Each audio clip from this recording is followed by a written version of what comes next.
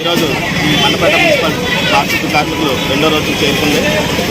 ఎందుకంటే మా కనీస వేతనం ఇవ్వాలని, అలాగే జగన్మోహన్ రెడ్డి గారు ఏదైతే ఎన్నికల్లో హామీ ఇచ్చారో ఆ హామీని నెరవేర్చాలని మేము ఈరోజు రెండో రోజు చేరుకోవడంతో మా పారిశుద్ధ్య కార్మికులందరూ అన్ని చోట్ల కూడా చాలా పెద్ద ఎత్తున జరుగుతున్నాయి. కానీ ఏంటంటే మాకు ఏదైతే హామీ ఇచ్చారో ఆ హామీలన్నీ నెరవేర్చాలని మేము డిమాండ్ చేస్తున్నాం. ఏదైతే హామీ ఇవ్వకపోతే మరింత ఉధృతం చేస్తామని మేము సిఐటిగా డిమాండ్ చేస్తున్నాం. సిఐటు మరి ఏపీ మున్సిపాలిటీ సిఐటు రాష్ట్ర కమిటీ పిలుపు మేరకు మరి అన్ని మున్సిపాలిటీ మరి సమ్మెను పిలుపునివ్వడం జరిగింది నెరవేరణ. మరి ఈ రోజున మండపేట మున్సిపల్లో వర్కర్లందరూ కార్మికులందరూ కూడా మున్సిపల్ ఆఫీస్ ఎదుర్కొంటా మరి ధర్నా సమ్మె రెండో రోజు కొనసాగుతుంది.